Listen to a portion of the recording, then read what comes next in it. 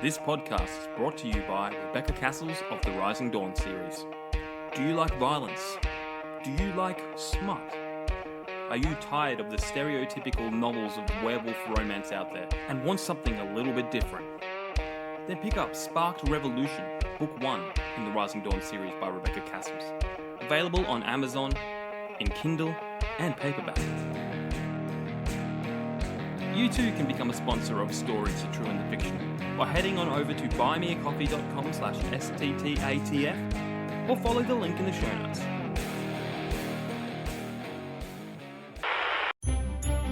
Get ready for Disney's live-action remake of Pocahontas. This near shot-for-shot recreation will transport you back to the breathtaking landscapes of the New World, now rendered with stunning CGI, dazzling visuals, and yes, Pocahontas herself will be drop-dead gorgeous. She'll bite her bottom lip a lot, the way true fans remember and demand, because we all know what you really came here for. But this isn't just a faithful remake, it's a course correction. Remember that second film? Yeah, we don't either. Because this time, there's no stupid love triangle. No second guy showing up to break hearts. John Smith and Pocahontas, they're endgame. Period. No unresolved longing, no awkward breakups, just pure, happily ever after bliss. You asked for it, and we're delivering. Why this version will make you believe in magic again. Because it's the story you actually want. We promise. No tragic departures, no weird sequel plotlines, just Pocahontas, John Smith, and a happy ending that won't leave you crying in frustration. Authenticity with a twist. We're keeping all the songs you love, Colors of the Wind, Just Around the River Bend, but giving them a modern orchestral twist. You'll feel nostalgia hit like a wave while still enjoying a fresh, epic soundscape. Visually stunning, emotionally resonant. Real forests, real rivers, real emotions, and yes, Pocahontas biting her bottom lip just at the right moments because we know exactly how to make her iconic.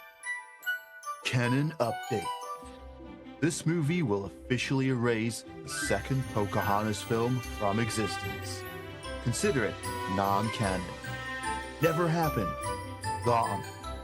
Buried in the vault where all bad ideas go.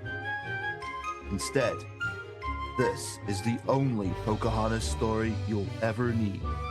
Complete with love, adventure, and that perfect happily ever after ending. So come along on this journey once more. Experience the magic. Feel the love. And now, this time, we're not breaking your heart. We're healing it. Promise. Coming soon to theaters. Live the legend. Keep the love. Bite the lip.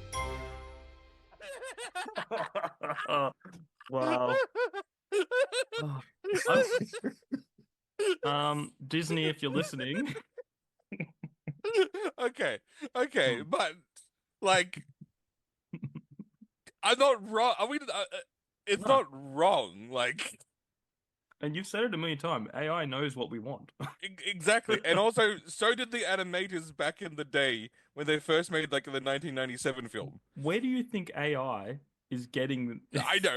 But the point is, like, they were like going, we have to hand draw this. How do we show that she loves John Smith? I know. She'll stare at him and bite her bottom lip. But they're going, do you think that might awaken millions of young boys around the world to some feelings? Yeah. It'll be fine.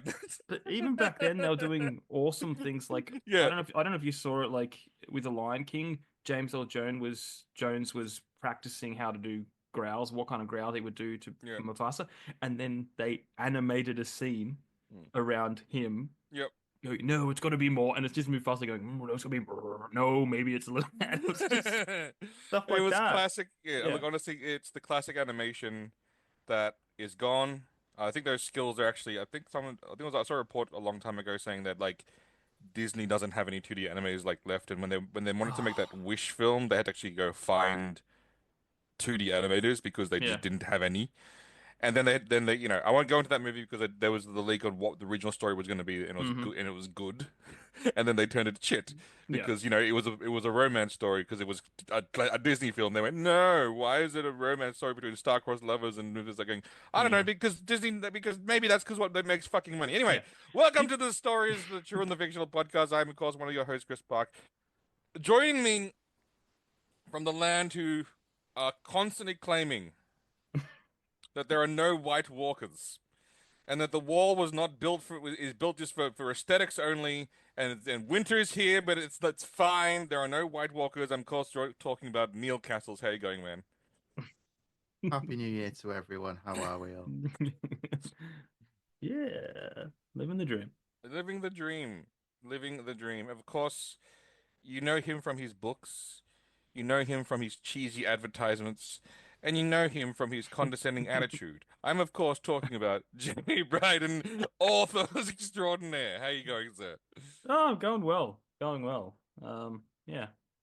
Good start to the new year, I think. Yeah. It is honestly, it has been a good start to the new year. Oh, I think we can all hope that Five. 2025 will be better than 2024. But as we've all discussed, and we have to understand is movies take a while to make, so do video Yeah. games. Yeah. So unfortunately, they were all started during the height of stupidity, and Yeah. so there's probably going to be several bad films and games that we'll have to live through. Yes. We'll have to accept that now. Do not take that as a black pill moment to think that we're doomed. It's like no, just take Oh, like those things were made. There's contracts. They need to release them before they make good things again. yes. This is We what are I'm again. I we have are hope for this mm, from certain companies. But mm. except for Disney, they just got like they forget that No. like they're just gonna make They're shit. gone. They're They're gone. gone. They're gone. They're gone. But every other company, I have hope. I have hope. Yeah. We're in the cultural dip, you Yeah, know, yeah. before it goes back up. Or the pendulum. We got to swing all the way to the left before we come back. No, no. Like again, the wall at Helm's Deep has exploded. Hmm. We've pulled back to the keep. We've fought them down the drawbridge. We're about to we're on the horse. We're about to charge out, and but we're at the point of the movie where Gandalf has yet arrived on the hill with the Mm. reinforcements, and that'll happen because we know Mm. what will happen. We know how Helm's Deep ends, so we know it's Mm. going to happen. We just have to we have to just ride out and hope. Do you think that there'll ever be Disney the White? So once Disney has died. Yeah, Disney, Choice of yes, words, it's a word. phrasing. Like, I mean, Hmm. that is a bit of a no, pun, but you I know what I'm know, getting yeah, at, yeah, yeah. No, Like, no. What do you think's gonna happen? Disney, yes, that's what they used to call me, Disney. I am now Disney the I mean, I White. I am mean, Bob I Iger mean, the White. Bob Iger the White. I mean, it it would be hilarious. I'm just saying, it would be hilarious if they went so far course corrected that everyone in the films were white. No, but I actually, and you raise a very good point there. I do actually fear for an over course correction. Yeah, What I want them to do is go middle. yeah, So what I want them to do is basically go like a movie for everyone, a movie for like the general yeah, population about yeah, a movie about universal struggles, or universal yeah, themes, universal tales like they used to. I don't want them to go so far right that every character's born in Alabama and raised in I don't want them to go like yeah. I don't want them to like Faith-based films. yeah like super overcorrect. Yeah, I want them to land in the middle. I yeah, just it's just yeah. like They've all got straw hats, a bit of grass sticking out, and their family tree's a twig. oh no. Yeah. Oh, Uh, that's funny. that's That's funny. but let us see. Now speaking of obviously we've had some time away Hmm. and some things that we've probably watched, seen or done. Let's start with Neil. How are you going? Did you any interesting medias or things that you've done over the past period? Um, Over Christmas, there's been a lot of kids movies. My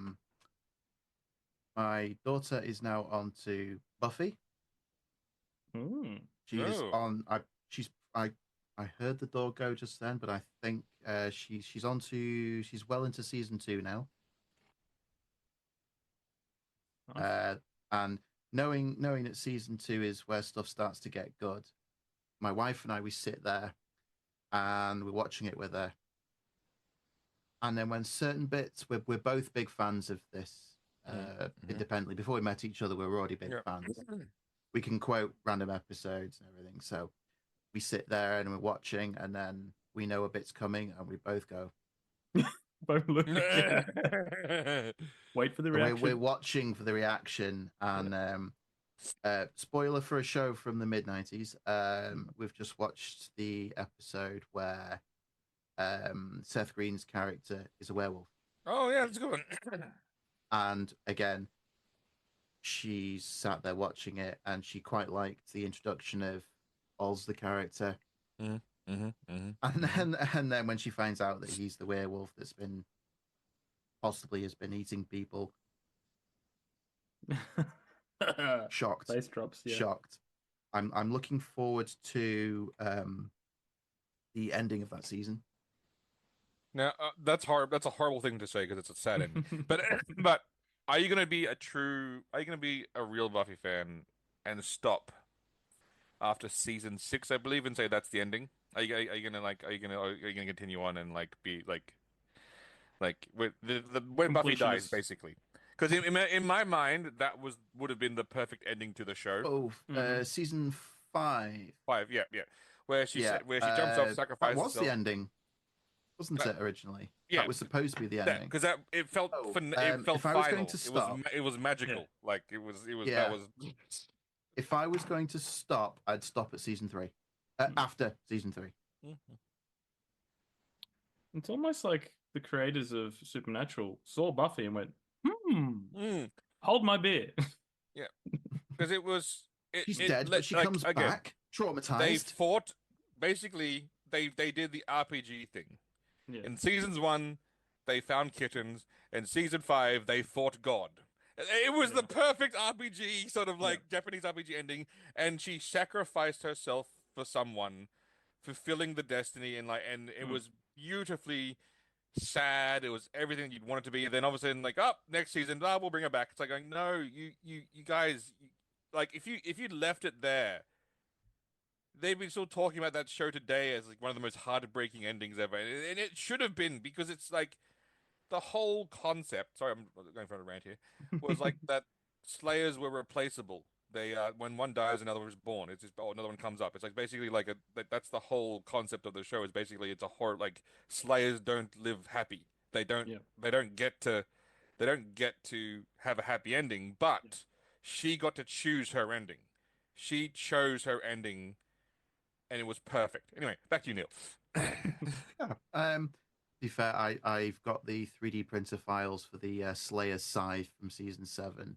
It's a 1-to-1. It's going to be a big job. That's actually, that's big. Yeah, that's. But I have to get a piece of aluminium profile for it.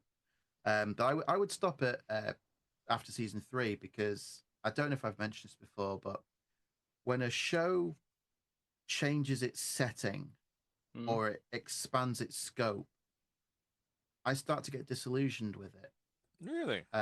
They stop in season 3. It's graduation day is the finale, and then they go on to college, where we don't have Sunnydale High, the library, true, or any of the locations. It's all different, and I felt the same way with another vampire-based show, True Blood.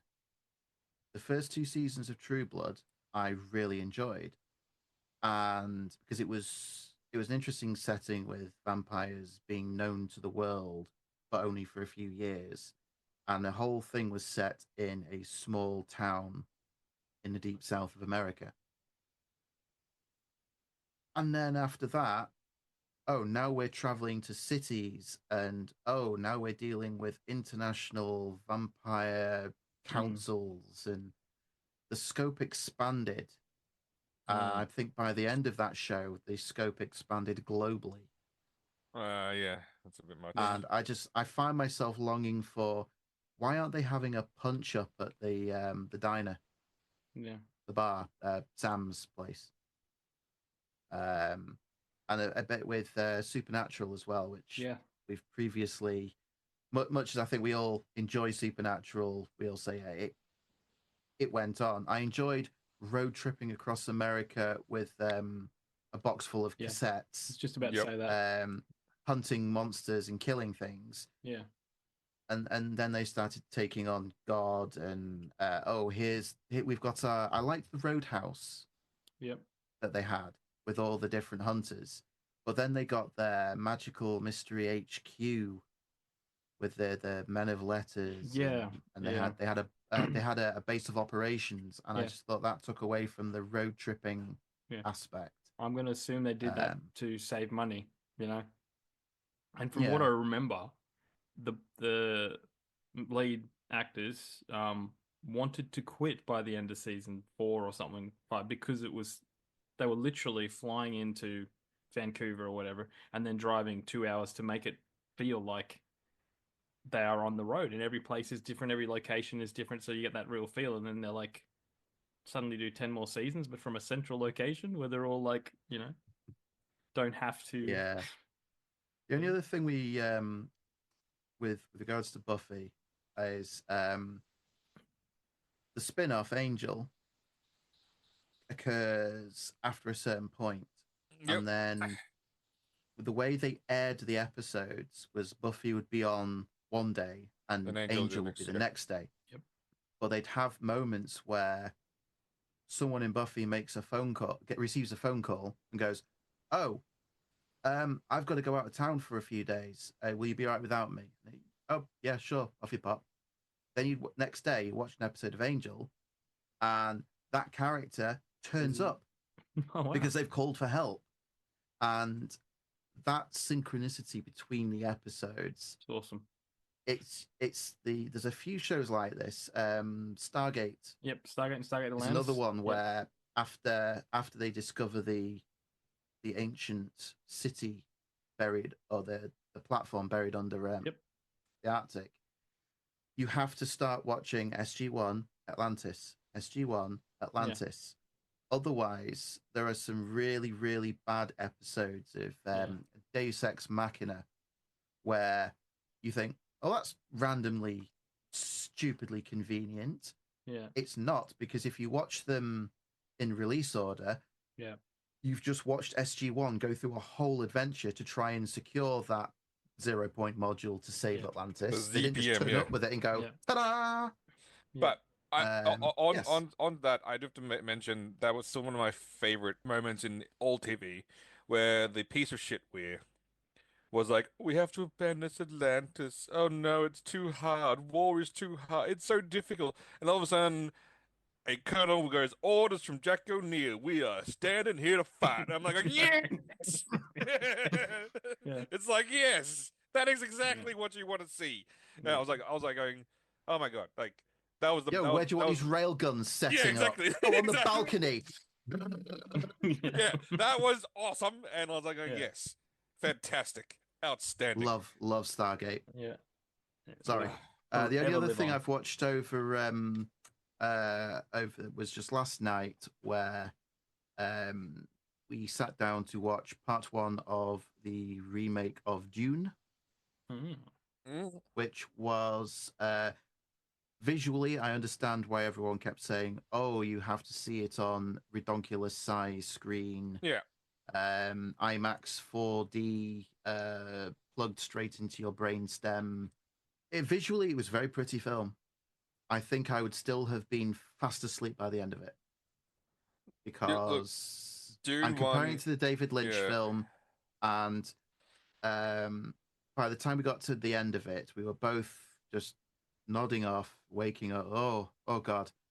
I thought the David Lynch movie had this covered in 40 minutes. We're over 2 hours deep now, Yeah, and we've yeah. not It's even a deep cut. started the training montage. Well, who's the director of Dune? The new ones? See, Dennis Villeneuve, the French Canadian guy, and Oh look, yeah. say what you will about the man, because but it's And very many have. interesting. It's very interesting to watch a director that Disney picks for their things and their budgets blow out to like $400 million because they're shit. And then you watch David Nuvellier, who filmed Dune 2 for $190 million. Yeah. And you look at that and go like, that is a man who knows exactly his shots, he knows Yeah. his craft, and he knows exactly what he wants, and he gets it. I'm like going like say what you will about him being a little like both French and Canadian, which is like I think it's like two of the worst things. But He probably goes like, everyone bring your own sandwich today. That'll save us yeah. $50 million. But Yeah. he filmed in the middle of the desert for both ones, and he Yeah. goes, okay, here's what we're going to do. We are going to build a road to get Yeah, there. that's right. Yeah. We're going to build it so we can then have trucks come up and down. We're going to make it biodegradable so in 6 months it's going to disappear. And I was like, and he did that. Bam, Oh. done. So I was like going like, that is a man. Yes, look, yes, Dune 1 was a slog. I will admit that. But I implore you to watch Dune 2. Actually, Dune 1 that he made for 165 million. So that like that's that's still again when you talk about They budgets, made their money's worth out of that yeah. because again, I was bored to tears, and the acting talent went from they've got some great actors, and then they've got some awful actors, and then they've got some great actors who the direction must have been terrible because I expected more. But it was a if that's how much the budget was, they really knew Yeah, what they were so doing. that guy, that's what I'm saying. The guy knows his craft, and he should be and like having said that, the reason why I want you to watch number two is because in life you need a hype man. Everyone needs a hype man in life, and Mm. when you're picking a relationship, love someone like Javier Bardem's character loves Paul Atreides.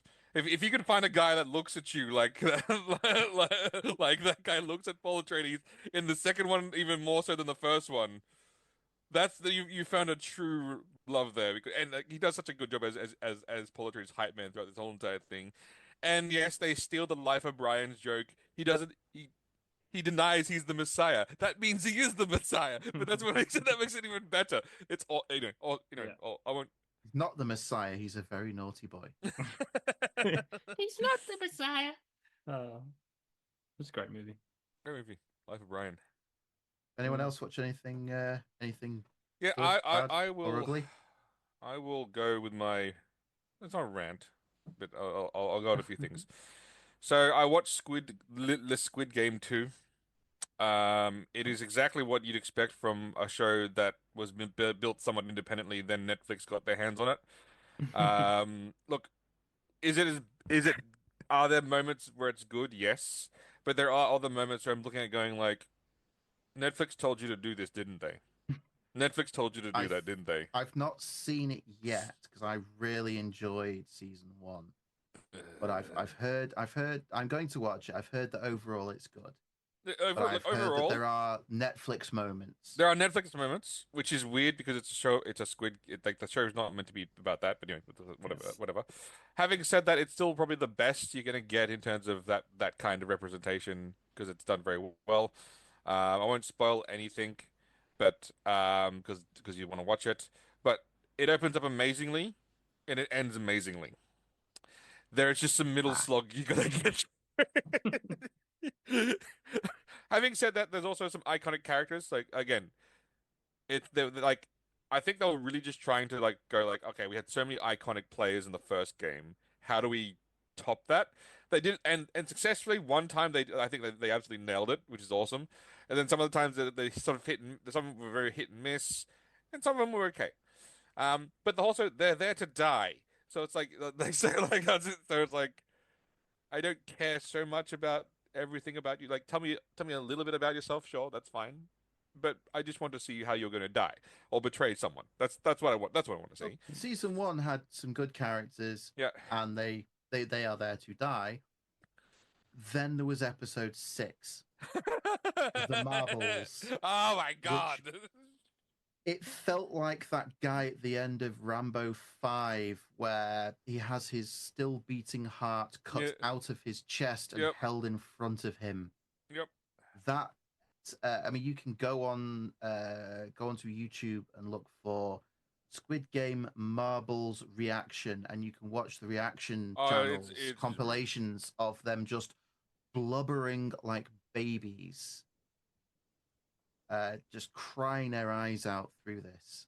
And yes, does it at any point does it reach that level of emotional manipulation? not yet.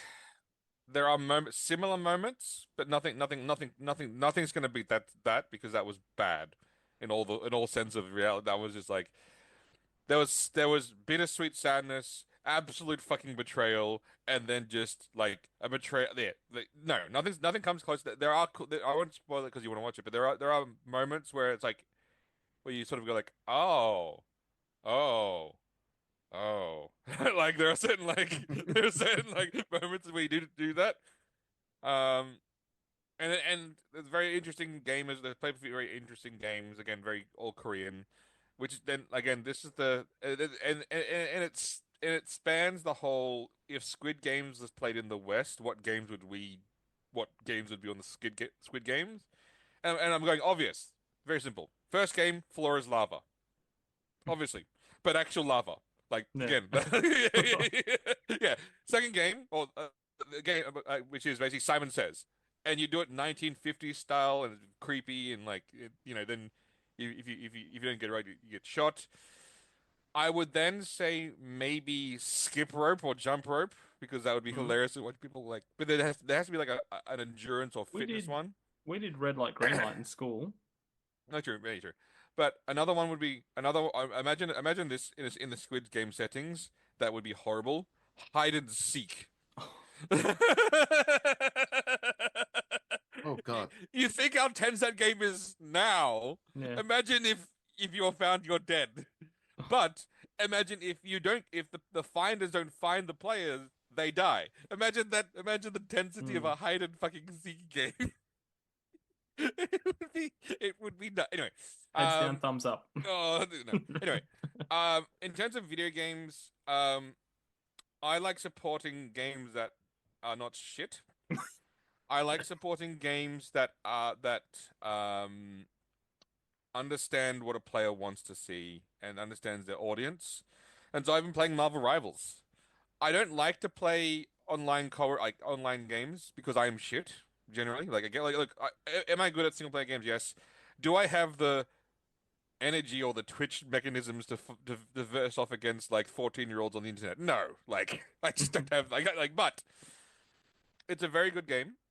Um, because it's a hero shooter, but unlike most games you play, every single character it's a third person, which is makes it even that's the which I like.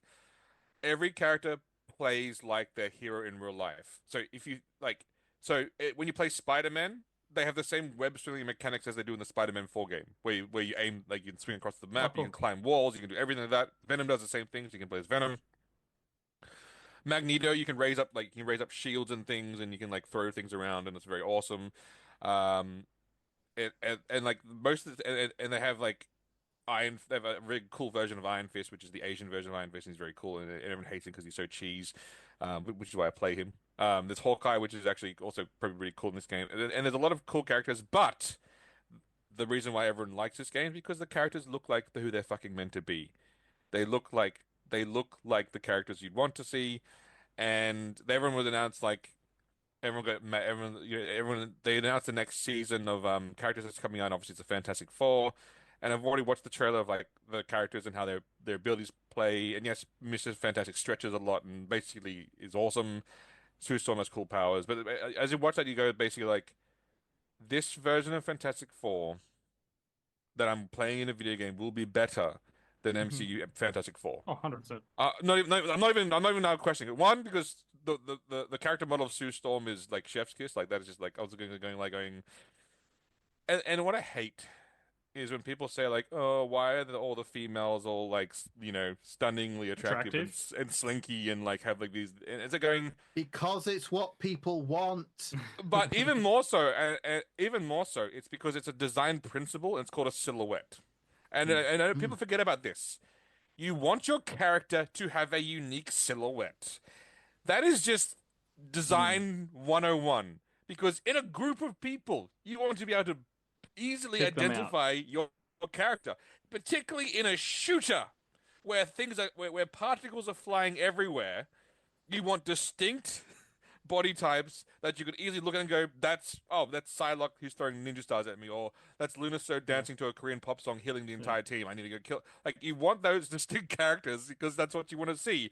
Yeah. And also for the Rule 34, it gives you much more options. But that's a whole separate thing that we're not going to go into here. But yeah, so I've been playing quite a bit of that. I'm just deciding on which skins to get because I don't normally buy shit in like They all have the default appearances of the comic book versions. yeah. And then they get cool skins and annoyingly that like they actually have like they actually have some of the Marvel movie skins as well. So you can dress them like you can dress like Star-Lord as like actual like as Peter Quill, which is cool Yeah. from the movie.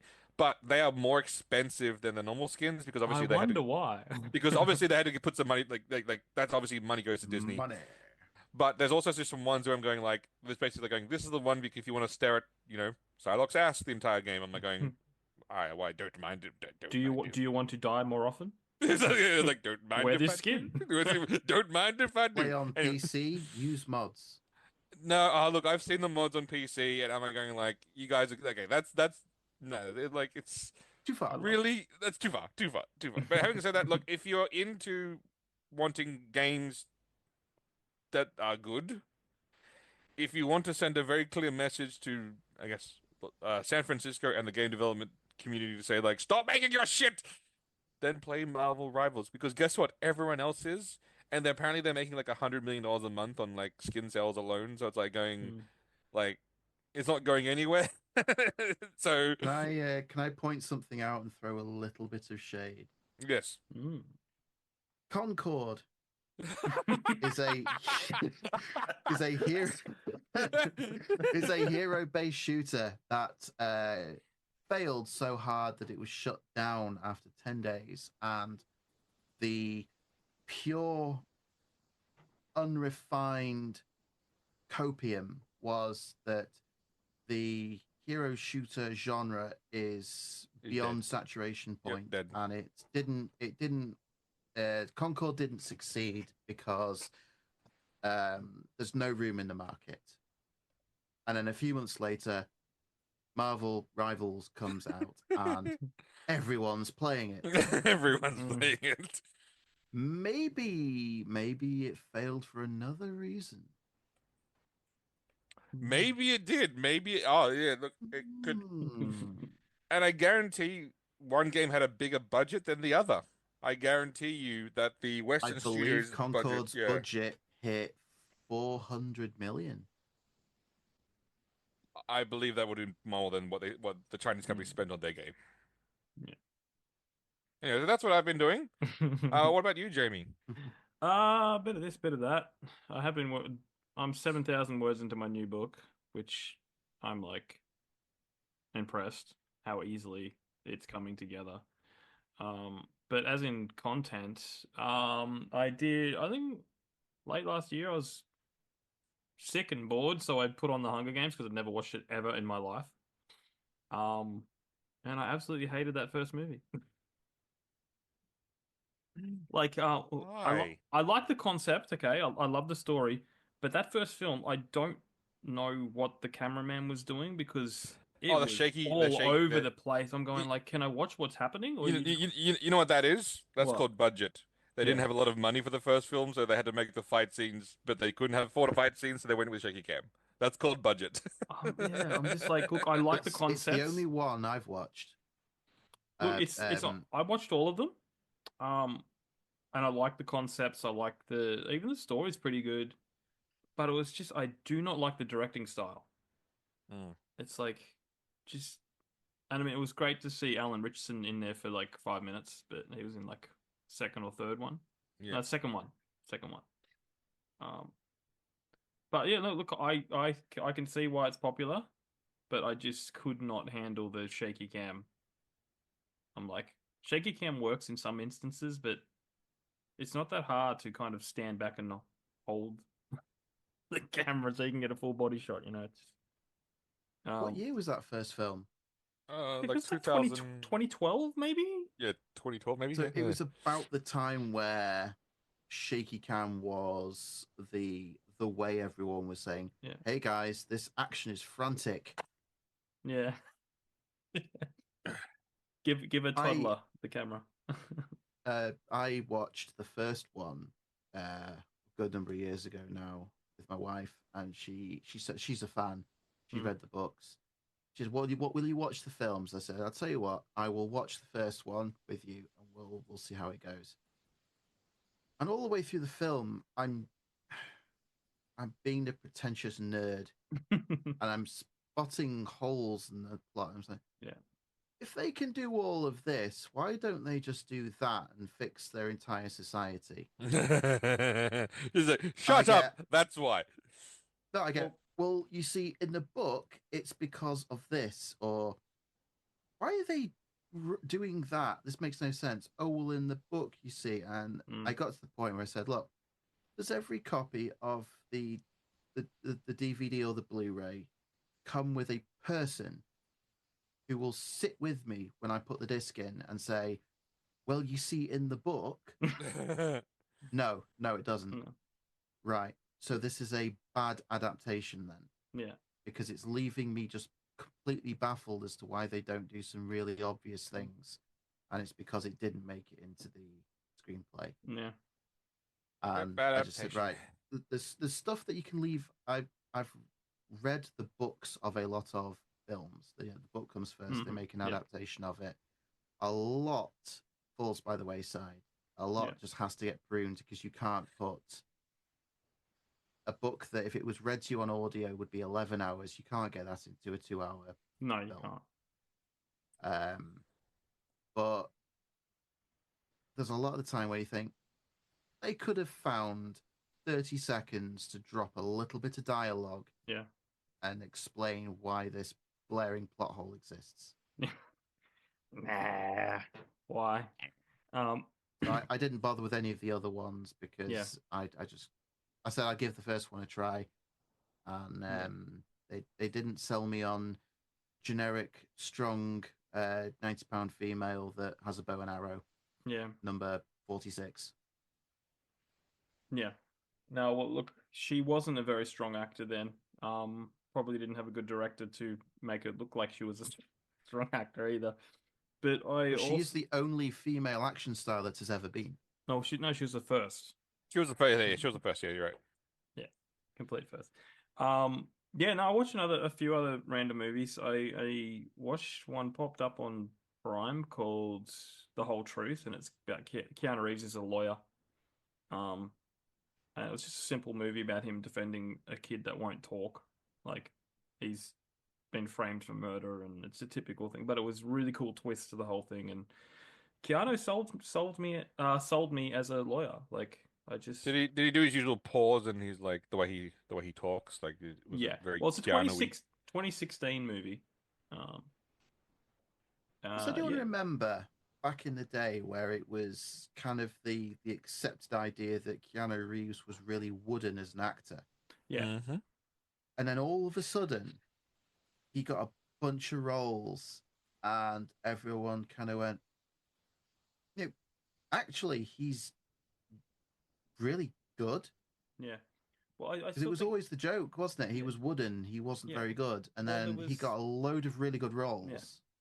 and got to practice more. No, well, he's the kind of actor that some things work for him, some things don't. He doesn't have a lot of range, but he's good at what he does when given the right role. And like yeah, like this is one of them. I mean, I watched Constantine a while back, and I didn't think much of that, to be honest. He wasn't Uh, terrible. it wasn't terrible, but I had watched the Matt Ryan one, the series before I'd watched. Oh, don't do that. Yeah, don't do Yeah, that. Don't do so that's why that. I enjoyed that.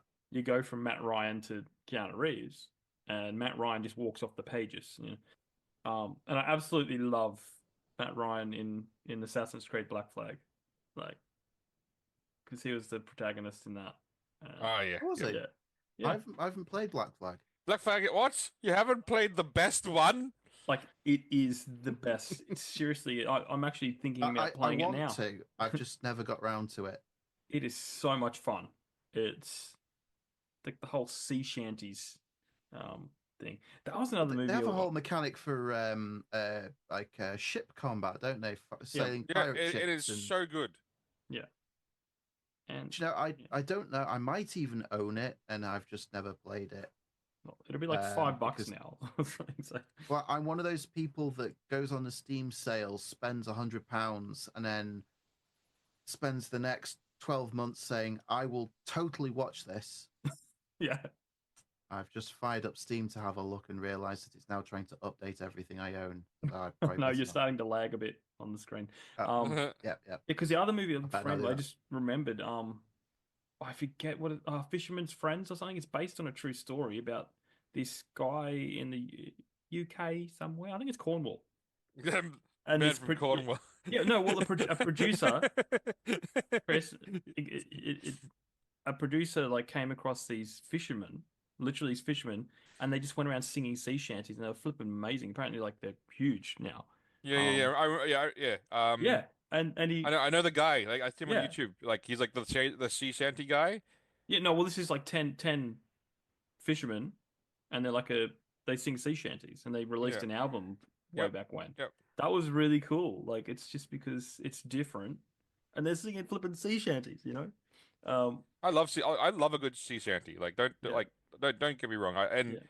I love in Black like the best thing about Black Flag like one the pirate combat was awesome. So like Hmm. the ship combat was actually like awesome where you go alongside and deliver massive broadsides.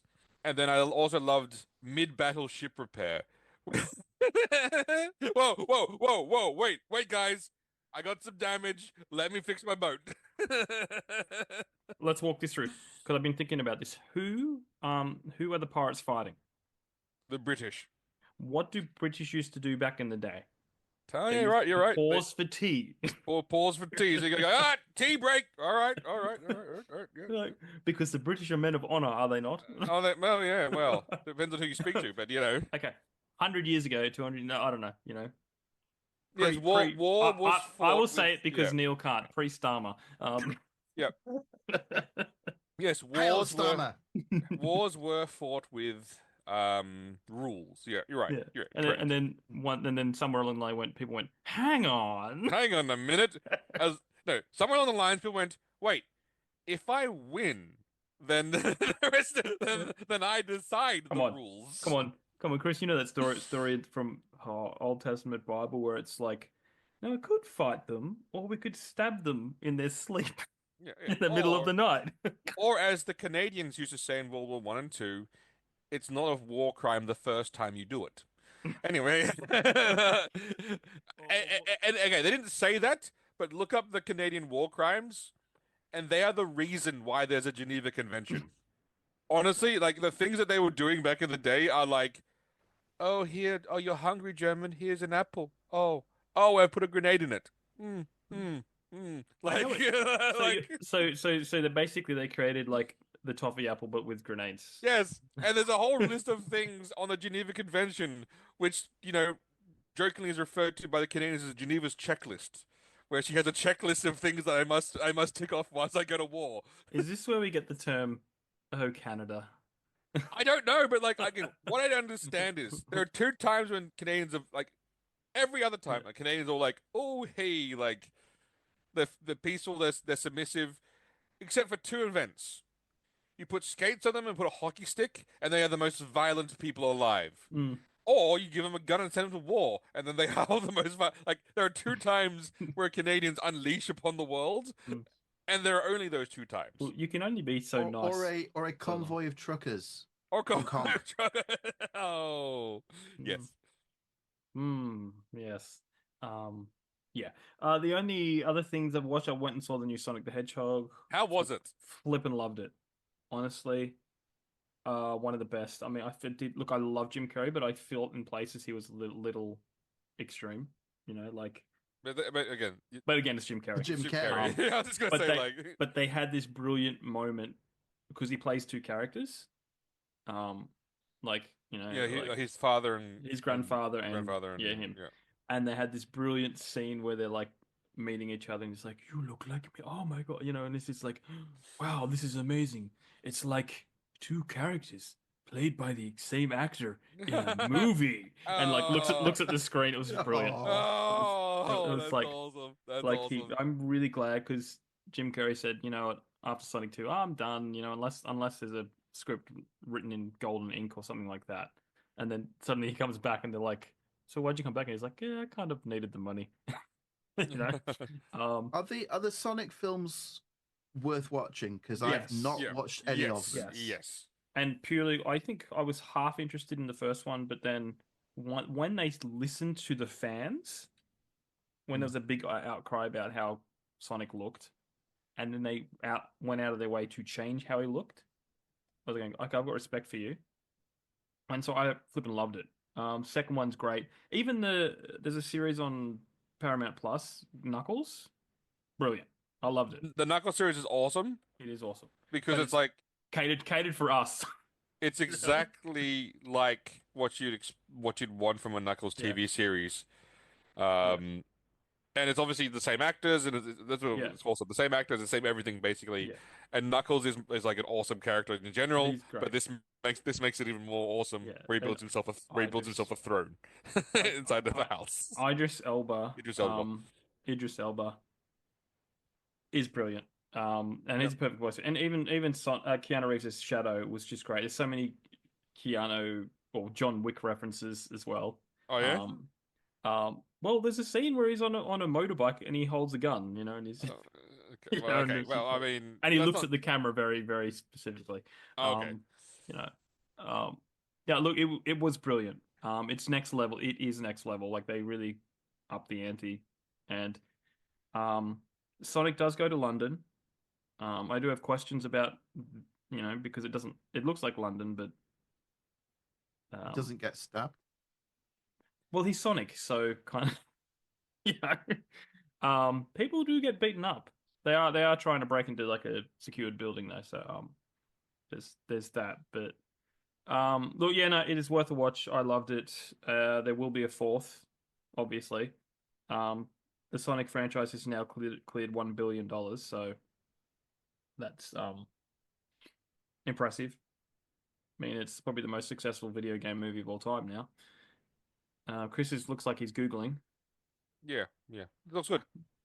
Definitely worth the watch. The last thing I watched was this series. It kept popping up. You know when things keep popping up, and I go, fine, fine, I'll watch it. Yeah. What was it? It's this movie called, oh no, it's this 8 episode series, just like a limited series called Keep Breathing. It's about a girl that's in a plane crash That keeps and it breathing, hmm? and and she keeps keep breathing, keeps and she breathing. keeps Yeah, breathing. Yep. her flight got cancelled. She's desperate to get back to wherever, and then she just bums a ride with two guys on a private plane, and then the plane crashes, and then she's basically got to survive in the wilderness. But it's very like there's anime kind of style moments in it where it keeps flashing back to her life, and her father's encouraging her to keep going. You know, you got to fight like that sort of. So it was interesting. Not the most, though. There were very cheesy moments. Not the most riveting thing, but I don't know. I watched the whole thing, and it's definitely worth a watch. Okay. A lot of no-name actors in it, but that's all I've been doing. I like a good no-name actor. Yeah. You Well, you know. kind of need that. Like Yeah. we need more no-name. Like the whole point about Star Wars back in the day was no-name actors. You know. Before they became actors or Yeah, named actors. even let's say the start of MCU, like they weren't, you know. Apart from Downey Jr., like he was big, sure. Well, but Yeah, he was He obviously was big, but then he he was blew his disgraced. Yeah, career, and he was this a was disgraced actor. Yeah. yeah, this was his comeback. And boy, howdy did he come back. Yeah. yeah, And Hemsworth was an absolute nobody at that Yeah. point, oh yeah, which is funny when you think about it. You yeah, come think about like that was his like yeah, big Hollywood yeah, role. yep, And Chris Evans had done a few things, but yep, like nothing you'd write home about. yep, And Chris Pratt was a comedian and yeah. An an overweight comedian. overweight comedian and like Yeah, who has now crafted himself quite the career, I'd say. yes. If you want to make some money, get Chris Pratt. Yeah, You know? if you want to have money, you got to put Chris Pratt in it. It makes money, but people forget that. Yes. Well, they don't want to because he's like conservative. Yeah, Yeah. Or is he? I thought he just didn't talk about it, and people assumed because he wouldn't come out for the message that therefore he's the other side rather than just, hey guys, can we just not I'm pretty sure the way go he there? talks, I'm convinced he's Republican. He is. I don't think he's ever Yeah, hidden that. yeah. He doesn't come out and go, "Hey, vote for this, vote for that." Like he's No, not. he keeps his mouth shut like a Yeah, good little soul, like a good little like smart person. Yeah. Well, Yeah. but maybe now the way Hollywood's going, he's probably going to start. No, because remember his Well, speech up at in the flames. remember his Yeah, speech at the Kids Awards thing where he basically like yeah. talked about God a lot. Yeah, he said, "Oh, the nine." That was a great, you know. Yeah. Yeah. So Yeah, again, like everyone knows who he is. Like that's yeah. just, you know. Just like McConaughey, you know. And, you know, as much as Arnold doesn't like to admit it, he's also conservative because he was the governor of California Yeah, for the Republican Party. and literally, you know, the definition of moderate. Yes, exactly. But Like, you having know. said that, he's still a Californian Republic, which is like middle-ish. But honestly, Yeah, it's probably the yeah, right kind. Like middle-ish is fine. yeah. I prefer the middle. So It was fun. I mean, I believe he was the one that actually made necrophilia illegal in California. As in, it that wasn't is, yeah, before. that is a shocking thing to say. To say like, why? Were Like, there you did, protests? Were there protests? no, back then people knew to keep their mouths shut about their weird ideas. There's an army of morticians. Yeah. Yeah, what are we meant to do with our time? I It's keep seeing a lonely. meme pop up on X that says that most morticians are women for the exact reason you think. It just that's it. Oh. But then I can't help but Schwarzenegger has poisoned his own well with Oh yeah, his no, yeah. screw your freedom. Yeah, yeah. Oh Oh, yeah, oh yeah. No, I was oh, saying, oh well. I did say was moderate and It talking was, about yeah, no. when he was Hmm. you know. When he was an effective governor, he was moderate Yeah. because he was very much like going, where is the money going that you're spending? I want to see the money where you're spending it. And apparently people told him we don't, in California we don't really track that. He goes, well, you will now, you dumb idiots. We need to see like where the money's going. And then he ran a very prosperous state, turned California around, only for then Gavin Newsom to take over and destroy it. Like it's Literally. like Literally. like I'm just I saying. you know, I wasn't going to bring this up, but all that fire stuff because I live literally in a fire zone. I've been dealing with fires for my entire life. You clear the forest floor. Like it's That and is the most important thing about fires that we learn in Australia as a child is you yes, clear the forest yeah. floor, but because that is an important step. There's a reason that, you know, the natives, as they call it, the Aboriginals, have been doing it forever. They did it forever. There's a reason, like Burn you and know, you clear that yeah, you make fire breaks with yes, fire. You yes. clear the forest floor. You don't import eucalyptus trees that have highly You don't, you that have don't, highly flammable yeah, sap. we'll see. Yeah, and it's worse over in California because it's like a weed over there, and you've got these trees that the trunks don't burn, but the leaves catch on fire, and then the wind goes, I'm going to travel 10 kilometers Yep. or 7 miles and start a new fire. It's just, yeah, it's frustrating. It is It goes frustrating. without saying, but I'll say it anyway. What's happening is horrible, Yes, Obviously. and but it's even though it's incompetence. happening to people that I probably wouldn't get along with, it's Mm, still horrible, yeah, and yet you you had the chance to vote for a recall and get rid of this clown, yes. and you You, didn't you did not. because well, they all had their reasons. Mm, I hope those reasons are keeping them nice and sheltered right now. yeah, Mhm. that's it. And even it was like 2019 where Trump told you need to do this, you need to do that, and they went, "Oh, because you're Trump, we're not going to do that."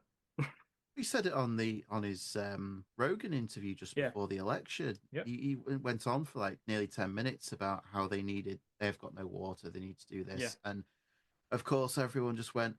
Orange Man said silly thing, ha ha ha, mock mock mock. How's that Apparently, working out for you? apparently Yeah. Orange Man has brain Crazy, right? Like, I'll read Manhattan's brain. Let's lighten the mood with some little Henry Cavill. Now, this is Henry Cavill completely nerding out. This is going to be for you guys because I don't understand everything he's saying. All right? Because I'm not a Warhammer nerd. Uh-oh. Chosen chapter. Chosen chapter. Yeah. Well, I mean, it's okay. Adeptus Custodes, which is they're not Space Marines, so they're Sure. not chapters.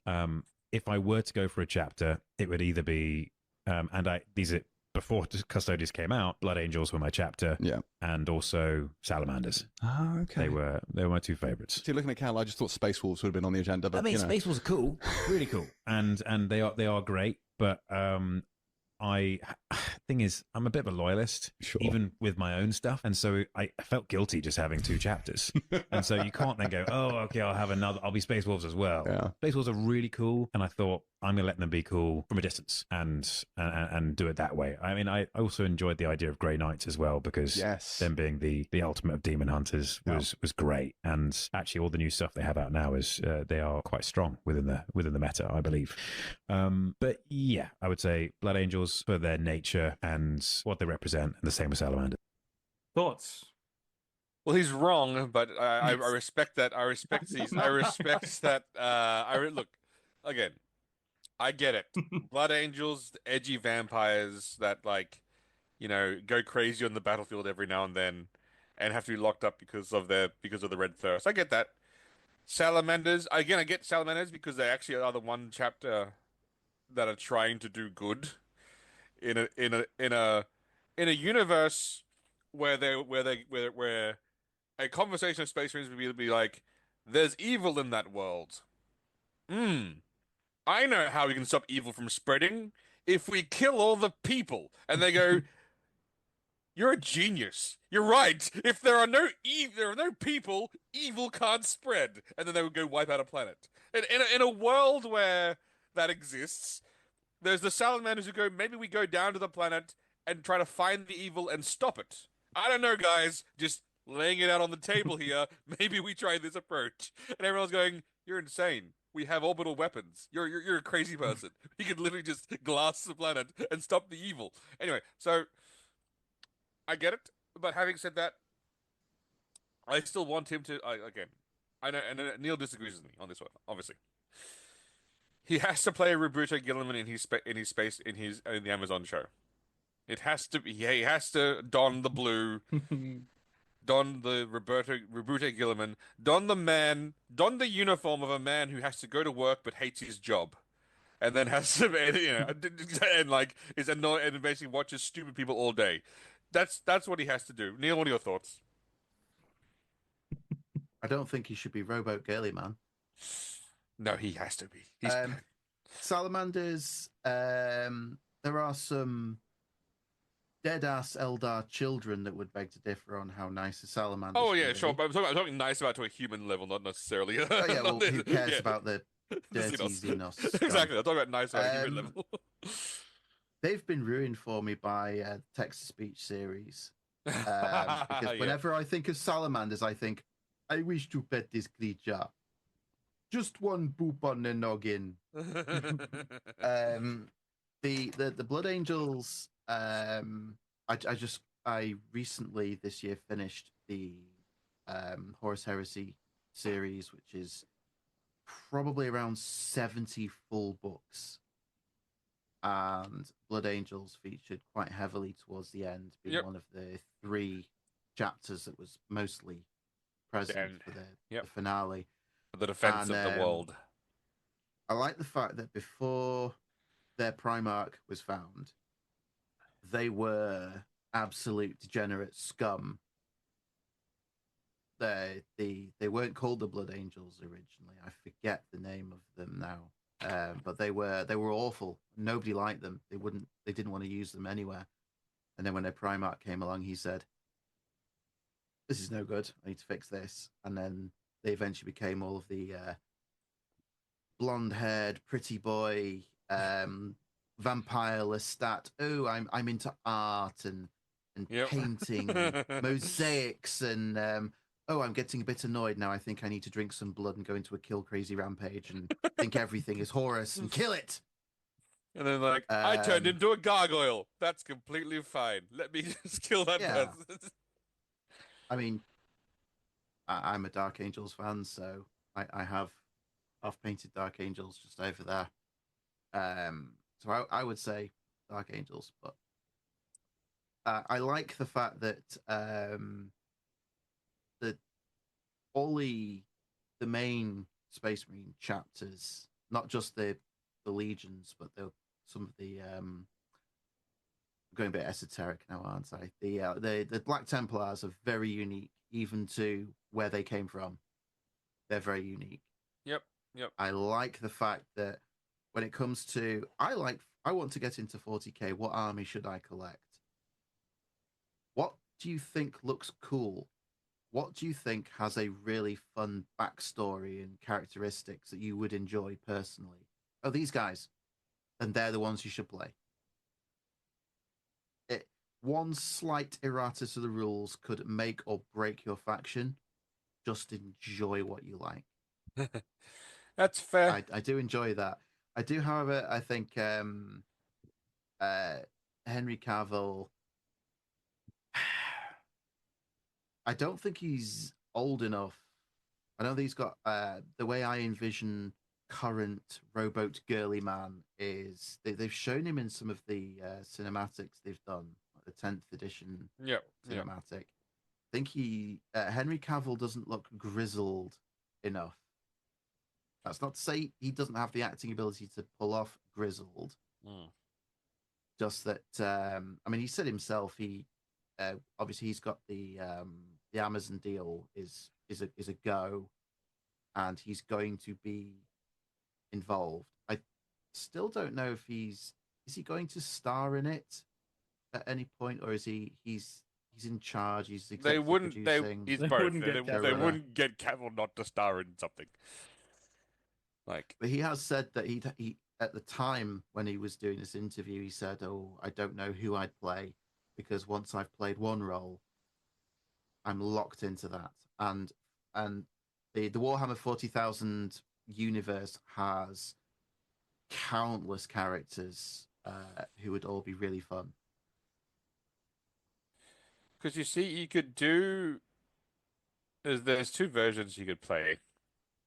They could try to do Horus Heresy Gilliman, where he's optimistic and like trying his best to like building his Ultramar empire, which he's and then writes a book to say you guys can't have be more than 1,000 strong. What's that over there? That's just my 600 worlds and my entire empire. Shut up! Don't look at that. It's like going, aren't you breaking your own rules? No, I have each chapter individually, all reporting to me, working as a singleized unit. One might call that a legion, wouldn't they, Robert Gilliman? No, it's not a legion. They just all report up to me, and I command them all 100,000 of them. That's not a legion. That is individual chapters reporting to the same organizational structure, reporting through different subcommanders I picked. Like, that sounds awfully like a legion there, buddy. Anyway, the you could do the optimistic version, or yeah, to your right, if he does it in current 10th edition, where Gilliman does appear to not to hate his job more than anything in the universe, and appears to just doesn't like really sees the Imperium as a lost cause, then yes, I don't think you could play that kind of grizzled person that sees the world as hopeless. There's a trilogy that's come out from Black Library of books. It's the Dark Imperium trilogy. It's set in the 40k timeline. For anyone listening that isn't particularly familiar, has been static for 30 years plus, Yep, and only recently they decided to slightly. move the storyline forwards.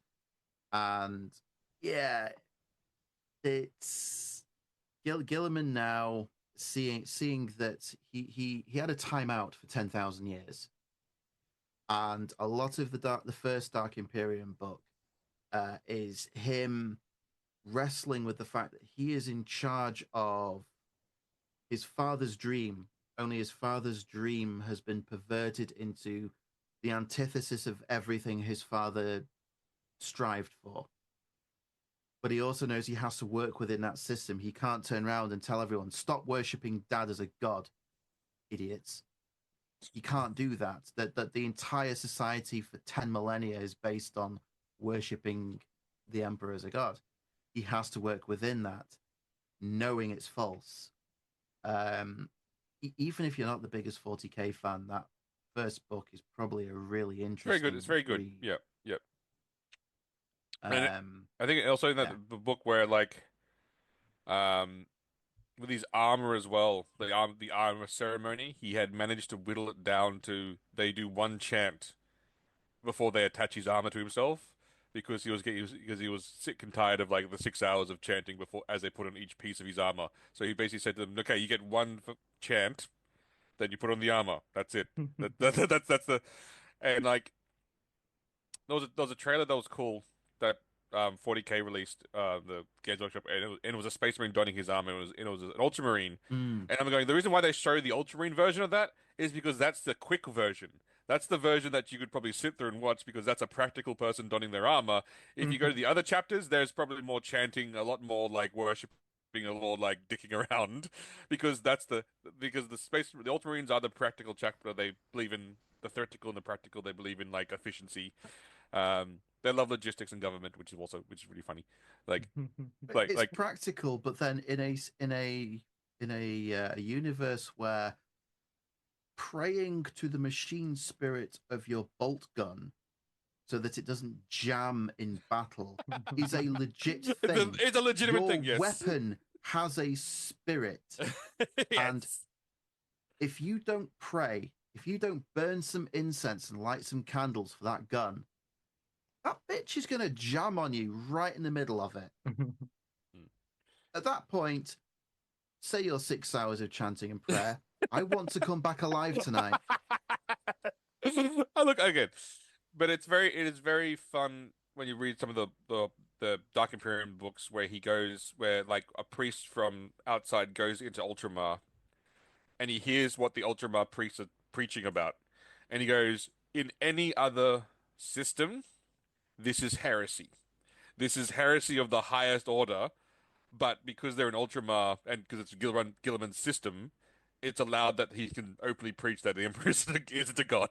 And like things like that. And they're going like the priests are going anywhere in the known universe, there would be like a heresy purge, but they can't do that because he's in charge of the Imperium, so he gets to set his rules inside of his own kingdom. Um, if you don't know, I am an Ultramarine player. If I haven't, if that's not clear, if that hasn't been picking up a vibe. yeah, if you haven't been ultimately clear, because Ultramar in a world of grim darkness is the one place of reason, of justice, so where sanity does prevail in the minds of the others. That in one book, some of on the world of Ultramar, Chaos infiltrates, and some of their sort of like the Ultramar, like the sort of the militia youth rebel against the system. It takes 5 Space Marines to put down the rebellion. And then it goes into an entire chapter of Amalius Calgar sitting there going, where have we failed our society that it takes 5 of us to put down the rebellion? Where was their tactics? Where was their training? Where was the organizational skills required for them to hold a decent rebellion? So then they go looking through their doctrine to realize that there's a failure in their own doctrine because it was too easy for them to put down the rebellion. And they went, okay, all the leaders of that rebellion that are adults, death. But not the kids. They're just fucking kids. Like, let them go work in a mine for like. And I was watching it going, look at that, a practical society that that is rare inside of the 40K universe. And you know what? That's why everyone hates Ultramarines, by the way, Jamie, because people like the grim darkness, and they don't like the fact that there's like this one beacon of light inside in the Imperium. But I don't like hope. Exactly. But the point is, I actually think it's important because you cannot have despair without hope. Yeah. You cannot have an entire society in complete despair all the time because that society just they would cease to function. They would need to see what hope looks like so that they could then function. And And that's what and that's what the 600 worlds sort of represent for humanity. Is like in my mind, they're the 600. They're the one tiny bright spot in an otherwise depressing world where humans are food for the hive world. Where if they die, Yeah. they get turned into food. Where people Yummy crop starch. yeah, people refuel the ships, they put like the liquid on their back in a coffin and walk towards their and pray, knowing that once the chemicals in that will kill them, this is their last journey before they die. Wow. This is literally going, hey, this starship needs to fly. Let me go kill myself. Like this is that kind of universe where when you travel through like basically their version of FTL, you need to have a field around your ship that prevents the demons from basically raping you because you're not traveling through like warp, as you would say in other systems. You're traveling through hell itself to get faster than light. So you're literally Wow. traveling through what their definition of hell is. They have a field around the ship called a Geller field, and sometimes those Geller fields fail, and when that happens, that ship is like that ship's gone. Like it's just it's not even like going. Could they survive? Actually, no. I think there have been times where a ship has survived its Geller field failing. Neil, correct me if I'm wrong. Has that ever happened? I don't think so. I think it's rare. Flight of the Eisenstein, which is the fourth book in the Horus Heresy series. They had some shenanigans with their Geller fields. It didn't go well it for wasn't a lot it wasn't an outright failure though, right? It wasn't. It was down for a period, wasn't it? No. Because I think orcs travel through the warp without Geller fields because they get to have a jolly good scrap. yeah, they get to fight demons along the way. Yeah, we're going to war. We're going here. We're going for a war, and then when we go through the warp to go to war, we have a can war. fight on the way. Because all these demons are just going to keep coming. It's like we can keep fighting. It's brilliant. As someone who doesn't know anything about Warhammer, Orcs Through the Warp sounds like an 80s band. Just The orcs are an 80s band. The orcs have the power of imagination. They are amazing. The orcs idea believe that- red goes faster, so they paint their cars red, and they go faster because there's red. The orcs believe blue provides better armor, so anything they paint blue has better armor because of their belief in because if they believe it because of their small psychic powers, it becomes reality. It's just that's like literally what the orcs are. They believe it, therefore it's real. So a vehicle can run, and they go, "Shouldn't we be out of fuel by now?" No, I filled up this morning. It's still running. Does it have fuel? Probably not. But they believe it does. They believe it. Therefore, wish that was a thing. they believe Yeah. purple is the sneakiest color. And they say, purple is the sneakiest color. How do you mean? Have you ever seen a purple orc? No, because it's the sneakiest color. They're good fun. They're a Anyone lot of who's fun. curious about the aesthetic and the idea of machines having souls and what it's all about, Warhammer Plus has a bunch of animations. One of these is Angels of Death. Oh. Yeah. They released a 20-minute prequel episode on YouTube. It's called Angels of Death Origins, I want to say. It's a very interesting watch. It's very stylized. It's black, white, and red. The entire thing is black, white, and red. And you get the idea that more complex machines have more complex souls, and you have someone trying to convince a spaceship to stop being broken by communing with it and trying to convince it that I have what your best interests at heart, ship. Don't fight me. Please work. And then you have a load of people trying to get the guns working, and it's looking like a lot of people are going to have to sacrifice themselves in order to save the ship. It personifies the grim dark ideas and the kind of religious, but in 40K the religions are all to some degree real or manifest because so many people believe them. So after finishing watching this or listening to this episode, go onto YouTube and have a ganders. Yeah. Well, let's dive into our topic before it turns into the Warhammer No. podcast. Hey, if you want to do a Warhammer episode, I'm happy to do it. I'm just saying that before we get off before we get off the 40K topic. Mm. There's one not for my other chapter, my actually more, probably the chapter I like the most. I do want to mention one small thing that in a world where Space Marines, these 7 foot, 8 foot tall humans, are the most feared things in the universe, let us not forget that the most violent chapter in the history of the world, the greatest chapter, the World Eaters, Mm. during the Horus Heresy, were afraid of a 5'4" female officer on their ship called Latara Latara Sarin, Sarin. Sarin, because she was that kind of crazy and that kind of violent that they literally like they loved her and feared her at the same time because she literally was the only one that walked. She walked up to them and shoot them in the face because she was angry at them, knowing it couldn't kill them. But she just walked up and basically pointed a gun to her head and fired and goes, "Ah, you fucked up my mission. Like you're on my ship. You do what I say." And like she was the most crazy motherfucker in the galaxy. And when the entire when they turned to chaos, she was just like, "Yeah, all right, let's go, let's go." Um, awesome character. I like. I kind. Would you think? Fire the Ursus Fire, claws. now let's go.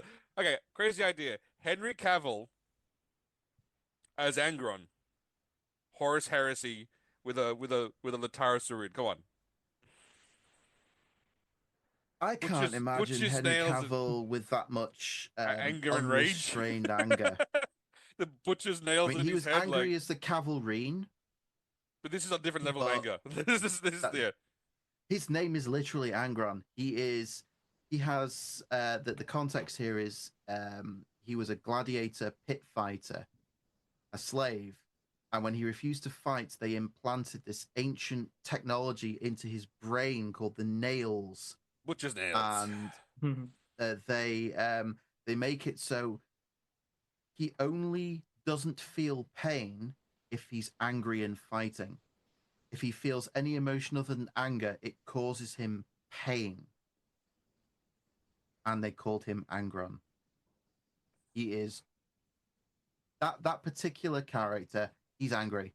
What's his shtick? He's angry. What does he do? He fights all the time because he's angry. What do all of his gene children do? Well, they did the same thing. They put these butcher's nails in their brains. So what do? Fight. Fight. What do they do in their downtime? They kill each other. Oh, they're not complicated. They're They not have some good characters, but they're not complicated. They got great characters. Like there was one character. There was one. The best character was their apothecary went violently, viciously killing on a battlefield and forgot he was their apothecary and goes, "Oh, I had to go collect that gene seed. Whoops." And then I had to go back. Had to go back and like harvest all the gene seed because he for a second there forgot that he was that was his job because he went into a mad fit of rage. It was awesome. Anyway, yes, I do have Angron's model. I actually have both models. I have the 30K one where he's still human with the two axes and, on the base there, and I also have obviously the demon version, which is probably it's still one of my favorite model that I think that GW has ever done is the Angron model. It is like because he has to look like he's a bloodthirsty demon obviously now, but he's more muscular than the other bloodthirsters. His wings are more muscular, and he just looks more badass. And I was like going like, oh, that's favorite model, best model. They are cool models. Back to you, Jamie, about The topic at hand. Topic at hand. Basically, best of 2024. What we're looking forward to in 2025. I mean, 2024 was pretty lackluster. Oh man, what's to an extent? It's a tough topic. You know, I do have some articles of what's coming out to get into, but as of 2024, I guess we'll start with you, Mr. Chris. Best games, best movies, or that you enjoyed. Games were an absolute fucking shit show in 2024. Yeah, I know. Like, I'm sorry again. So look, there is like let me talk about the bright sparks. Mm-hmm. For me, it was Helldivers. That was the first time I really felt part of I'm not an online gamer, but Helldivers, I actually felt part of a community. Mm-hmm. The jokes were awesome. And you know what? And Sony tried their best to make the game fail. I've never seen a game publisher actively trying to make a game fail. Were they hanging out with Kathleen Kennedy? Probably because they were doing everything that they were trying to do to make it fail, but it didn't. It was very successful. Um, it's the one game that had sort of like this whole perpetual world thing where you were fighting for planets. I joined the war once. Obviously, I heard about the Malevolent Creep Fall, so I signed up immediately. And then I spent, I think it was one weekend. I spent the entire weekend with that me and like it was like 180 other thousand Helldivers to take back the creek. It was awesome. It was like amazing. It was like it's these sort of it's these moments that generate narrative that the game developers don't create. It's an awesome game. They learned their lesson last time as well recently because previously all the players we organized an entire raid on the automaton system and we wiped them off the map.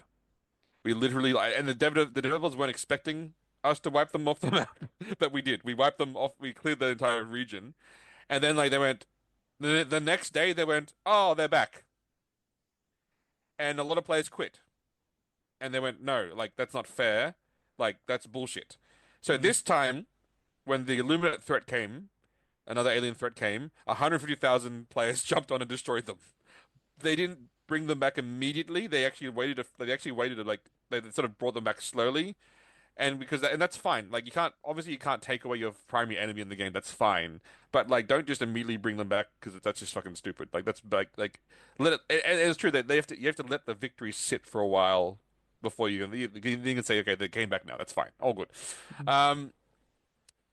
So that was my favorite, I guess, the game. In terms of movies, there's all those sweet like Deadpool Wolverine. Obviously, I think that's the only movie that I actually would say like was decent. There were there was other TV shows and things like but at that time but honestly, nothing that's like honestly scraping my mind at the moment, going like that was the most memorable thing. And then obviously we ended the year with Hope with Marvel Rivals. So like again, like it's like and then obviously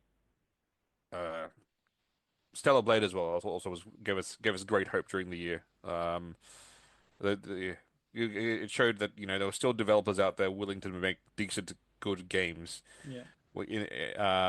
Black Myth Wukong, obviously, and now I'm remembering it now, there's a few other games like Black Myth Wukong and Baldur's Gate.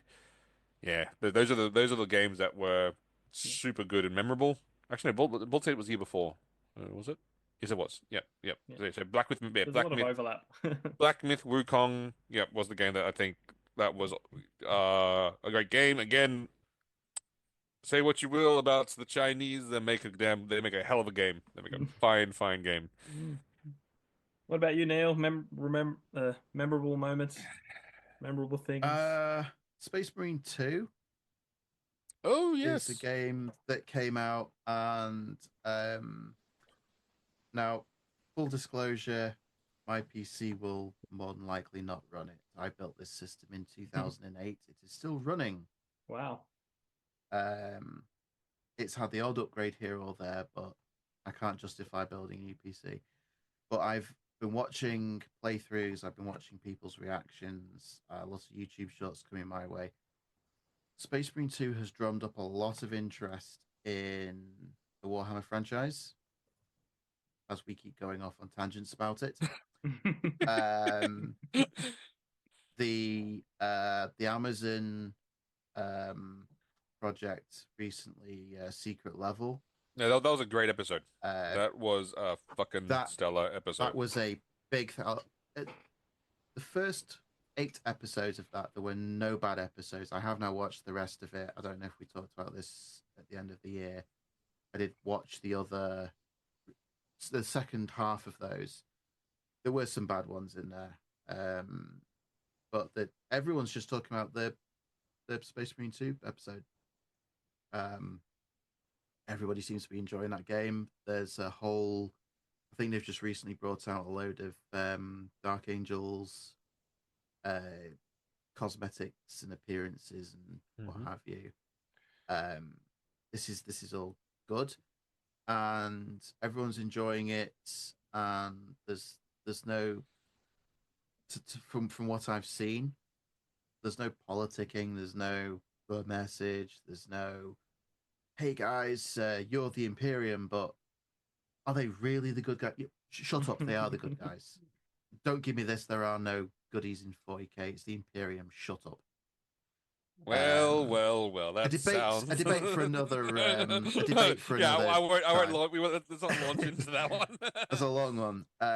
But people just seem to be enjoying it, and God forbid people actually play a game and enjoy it. Like with Helldivers, that one didn't grab me as hard, but there is no denying that it was not a big budget game. It came out of nowhere, and everyone just loved it, regardless of the business side of it with Sony and the login situation and what countries cannot now play the game. There's no denying that everyone jumped onto that, and it was a thing. Yep. And that's really fun. Movies, probably, I'm gonna have to say what Chris said. Deadpool and Wolverine was not as good as Deadpool 1 and 2. But it was far, far better than anything Marvel has put out in the last few years, I would say. It's been an absolute shit. I'm trying to be nice. I'm trying not to. No, you kick them when could they're down, just 'cause- you could just No, like, Marvel have. Kevin Feige has said they need to get back on track. They need to get back towards what people want. But as was mentioned earlier, there are a lot of projects that have to come out that have already been paid for. Yeah. That very much will not meet with that course correction. I believe we've got this year. We've got another Avengers film, Secret War. Yeah. There's Captain America 4 without Captain America that needs to make $700 million just to break even because it's been shot like 3 times over. Because they keep going, oh no, this is really bad. Oh no, people aren't really resonating with this anymore. Reshoots. But the Deadpool and Wolverine made enough money, I think, for them to go, this is what people want. Yeah. We should do more of this. Maybe cut down on the cocaine and pegging jokes. Because it's like they did Guardians of the Galaxy 3. I've not watched that with my kids. We watched 1 and 2. We watched 3, and honestly, 3 is not as good as 1 or 2. It's still a good film, but tonally it's a lot darker and the I know 2 of my kids at least would really not cope with the some of the themes. Yeah, Rocket's and I hate the ending, and that's why I'm not. That's why I'm not. I don't understand. They missed the moment. They missed the moment, and I'm disappointed in James Gunn because I know he watches anime. I know he watches anime because I've seen his work, and he missed the fucking moment. I'm not getting mad. No, I always wondered if the studio got involved. I'd like to know. Because if I feel like there's something James Gunn would have pitched, and they would have been like, "Oh no, but you know." Okay. Sorry, let me counter that with there was an anime for Cyberpunk Edge Runners on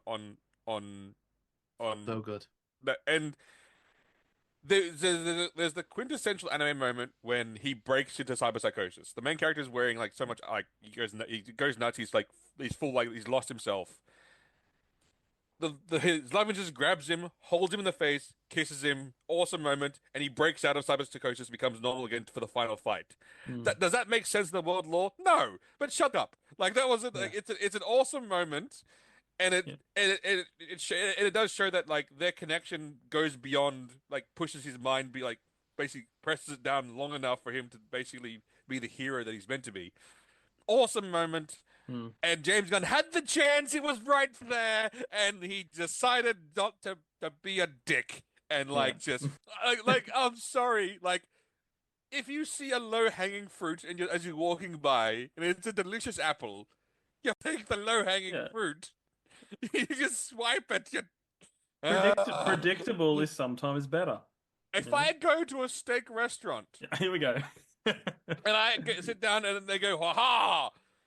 French parfait fish with creme de sauce. Are you not entertained? I'm going, I came here for For steak." steak. I- No, Stop you trying to you- subvert my expectations.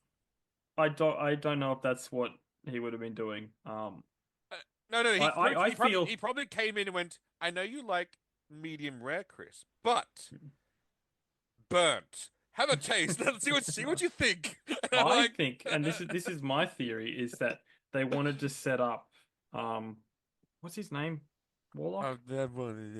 Adam Warlock. Yeah. That's what I'm guessing. I'm guessing they wanted to set him up for future projects. You could have done it another way. You That's robbed Disney. us. You robbed That's us. Disney.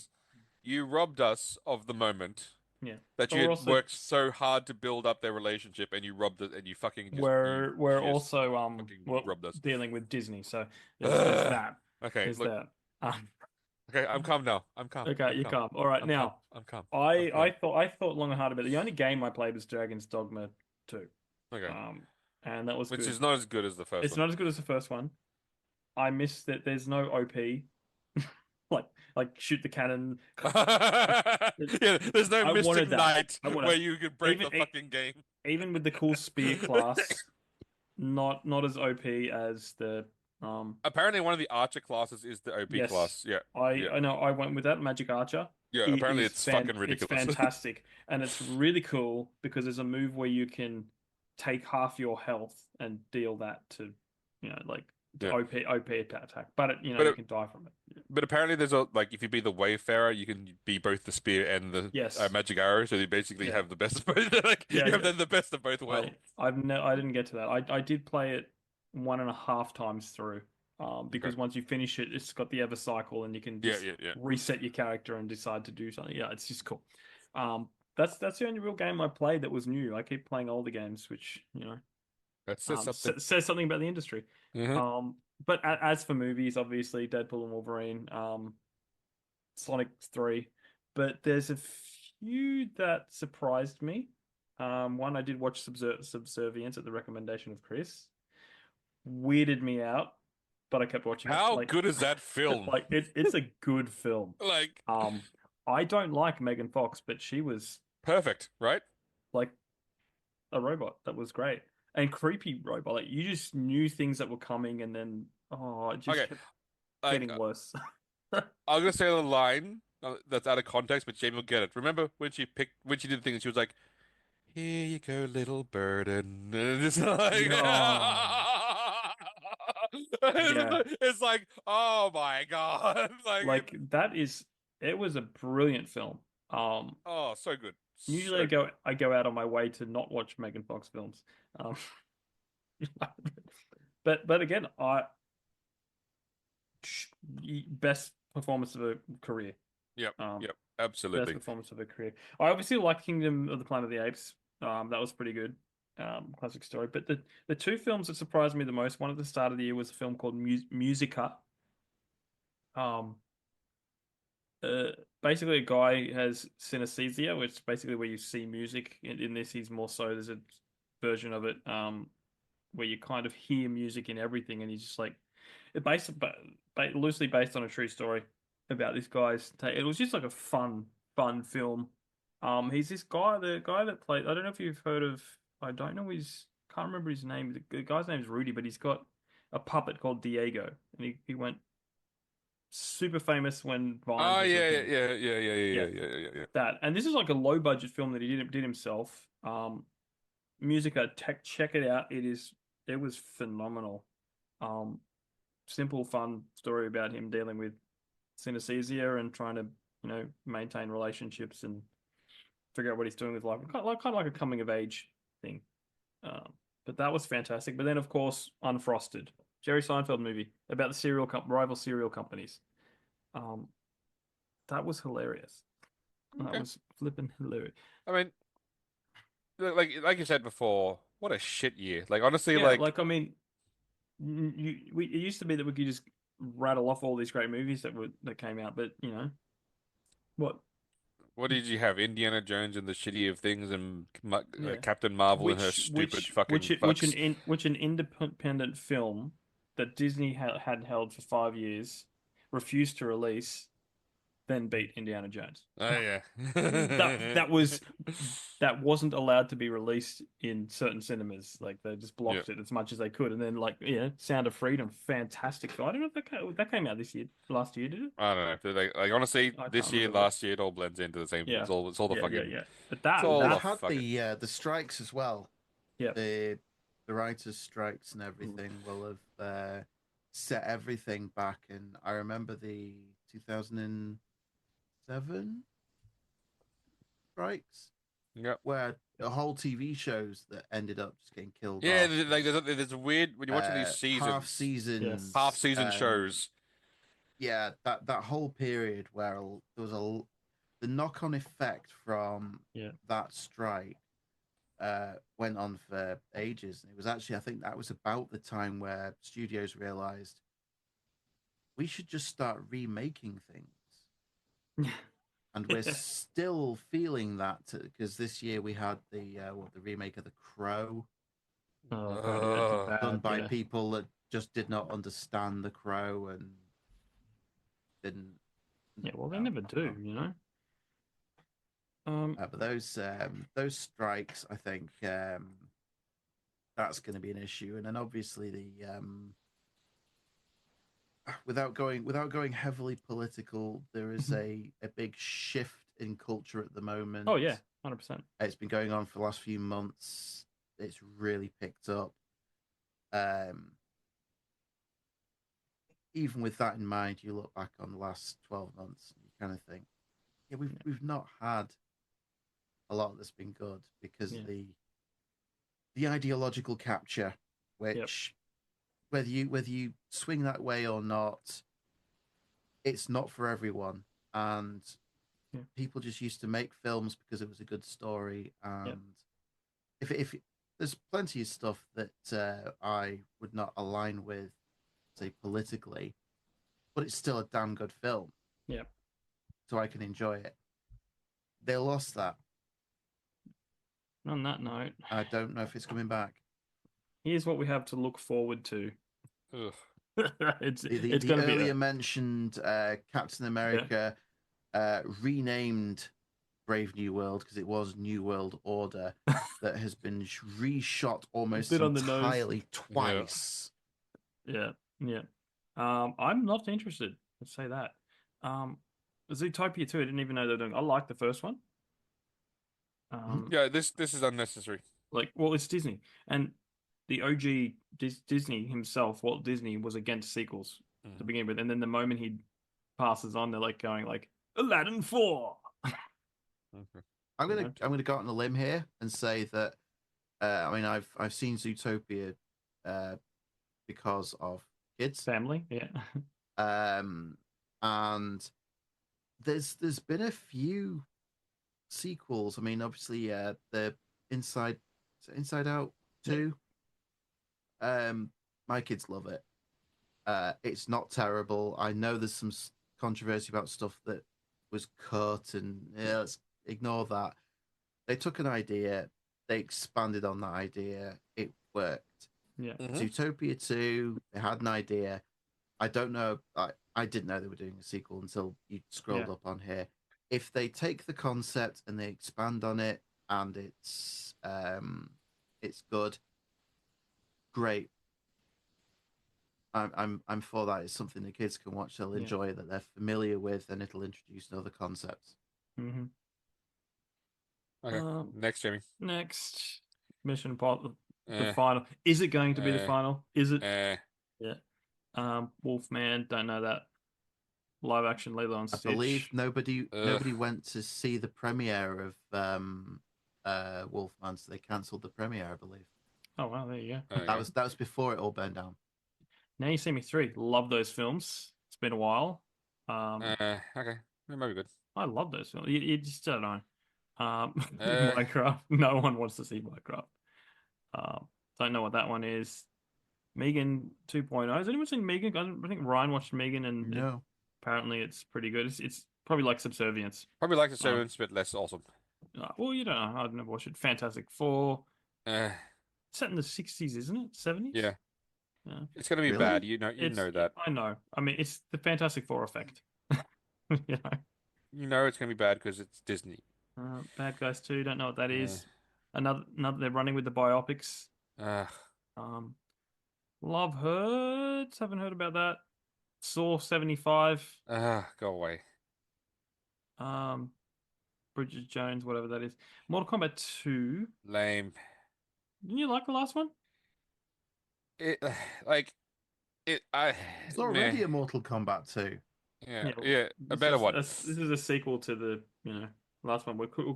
Why in a cast of thousands of characters, why do you make your own stupid character? What is your problem? Like seriously, like Wouldn't you like to be a character in that world, Chris? again, it also why do you have to create some reason why you have powers? Anymore, Chris. But I do remember watching that with you, and then it was a big moment because all these limbs are flying, all this blood and this stabbing. You're going like, I don't know why this is R-rated, and then 30 seconds later, you're like, okay, now I see it. And that takes He a ripped lot the dude's for Chris. spine out and set him No, on fire. That had nothing. No, that wasn't the moment. That's okay with Chris. That's like PG. Yeah, it's I think it was when someone threw the hat and it yeah, the cut hat guy. Yeah, and yeah. it cut him Yeah. in half from like Yep. head to down the torso, and then Chris went. And this is coming from Chris when we watched a movie where children's bodies were hanging on racks, and he's going like, "It's M, maybe an M, a soft M." Hellboy. That was a huge moment. Yeah, that was graphic. Chris wants to see this movie, Snow White. Nobody wants to see No one this. wants to see that movie. I love that they Speaking tried. of films that have been reworked over and over and over again and focus grouped to death. Yeah. But they did course correct. They should have just recast and reshot I the whole still see film. Rachel Zegler. They have not course corrected Yeah, I enough. still see. No. Well, they tried. Chris's favorite, Superman. It could be 50-50. We don't know. I don't know. I need to see That's more. all I'm saying. So far, I'm not impressed. But Yeah. again, let's see. Yes. What's actually out of James Gunn's DC setting? What's out? The Critch Commandos. Is that any good? I've heard it's good. Is I that haven't seen out? it. Yeah, it's out apparently. I haven't. It's a cartoon, so Yeah. apparently it's good. I haven't seen, so I can't say. Yeah. Yeah. The monkey. Don't know what that is. Wicked Part 2. Nobody. I did like the first Nobody. I enjoyed Nobody. Nobody was awesome. I enjoyed Nobody greatly. Yeah, so that one could be cool. Yeah, and then Freakier Friday. How come the ballerina's not on here? I thought that would be on here. Yes, no, well, I think I went for a list that was more variety because one of them was like the ballerina and then all this crap that we didn't want to Okay, fair. it's like Yeah. Because I am interested in the ballerina. I'll admit, I would like. Yeah. The More trailer John- for that looks really good. Yep. and then other than that, some of the games coming out, Crimson Desert, Yep, that looks awesome. Death Stranding, never played the first one. Fire, all these games. Hidden I know nothing Mirror, about. Avowed. Gears of War, E-Day, Pokemon Legends, Metroid. Kingdom Come Deliverance. Yes, that's be awesome. Is that the one that was like Medieval. a 120 gig update on day Yep. one? Yep. That's I'm it. just like where you were like play this. I'm going, oh my, it was a slog, and it was because I have crappy internet, so it was, back then it was like Yeah, but how good was the game though? That was an awesome it game. was good fun. It was good fun. Yeah. Metal Gear Solid. See, it's Mafia Old Country. I'm very interested in this one. Very interested. Yep. Because again, there's not enough Mafia. Like, it's a weird thing to say, but there actually isn't a lot of Mafia games or good Mafia No. stories. Like, you know, but who doesn't love a good Mafia tale? Like, seriously, Yeah. like, Oh, they're doing another Elden Ring, are they? ugh. Doom. Ghost of Yes. Yoti. Maybe I need to see. You don't I know, need like- to see. Like again, I don't like that they went away from Jin as the main character. Yeah. I think once you've established a really cool character, you probably should make another Yeah. game with him. Yeah. Maybe Maybe it's because they want to go for a different time period, don't they? And they're going for a different time period, and I think it's Sony's push to make Ghost a franchise. So it's Yeah. like Ghost of this, Ghost of that, blah blah Yeah. blah. I still worry about DEI crap, so I will hold Yeah. my. I actually probably won't buy that until I hear other people tell Yeah. me if it's going to Like, be I okay. I Like, won't rush out to get it no, I'm not either. going to rush out and go. I don't trust that. Monster Monster Hunter. Wilds, yes, that's gonna be good. That's gonna be good. Talking about DEI. Fable, yeah, no, fuck that. No, Oh. that's gonna be bad. Look, I don't have an Xbox, so I'm not going to go out of my way. They got me the first time because the first game was brilliant, phenomenally good. One of my all-time favorites to the point where I have an Xbox 360 and the game, and I'm like, I'm I'm scared to play it because of the memory I have of it, you know. Um, but look, if they make it, if it's just a crappy, ugly character for the trailer, but you can have a customizable character, maybe.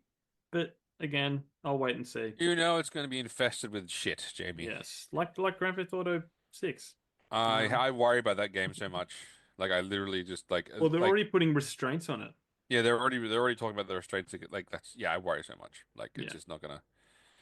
That game will still make a redonkulous Oh no, amount of it's money. gonna make money because Yeah. like that's yeah.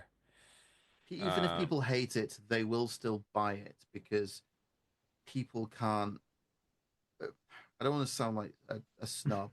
Normies can't help themselves. yeah, They will get it because it's GTA. Yeah. exactly. And look, I honestly don't think they can beat 5. GTA 5 was fantastic. Even from a story standpoint, it was good fun. I do have some other there's some glaring omissions on the upcoming 2025 films. We have Jurassic World Rebirth. Is that coming out this year? So according to Google, and Google would never lie to us, Of course. that's there. We have Wow. another Silent Hill movie, Return to Silent Hill. Yeah. I am a fan of the first Silent Hill film. Okay. I enjoyed it. We have 28 years later. That's interesting. Like, I'm interested in that, and I haven't even watched the first one. You know? I would really. The first one is a really well made film. It's tough. To watch. It is a very tough film to watch. The themes, even if you when you get around to watching it, you'll know what I mean when I say it. The third act, it gets very, very dark.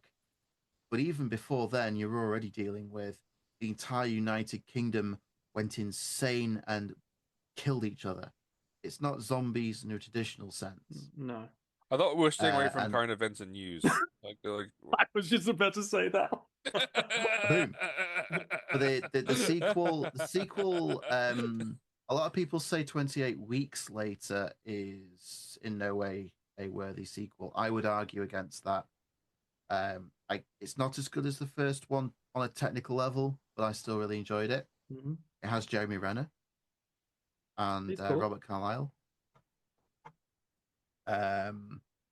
So you mentioned in your other list Saw 11. Yep. And after 3,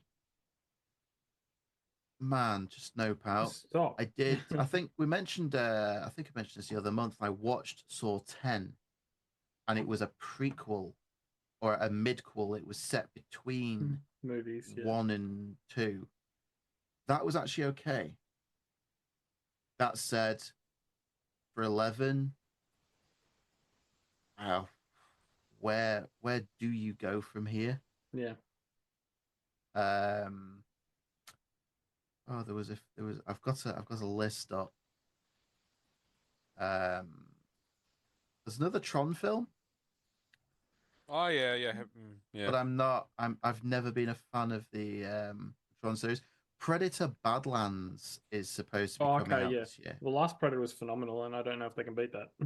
It's just Prey Prey was interestingly Fantastic. divisive, where if you didn't like it, you weren't outraged by it. You just kind of go, I Yeah, didn't yeah. really like it. I think I was just surprised by it. You know. Yeah. There's Moana 2, Never seen the first one. Not interested. which my kids enjoyed Moana. They like the songs from it. Look, that could be interesting. There's Tangled was the last great one, so Yes, I'd agree with that. There's another Final Destination film coming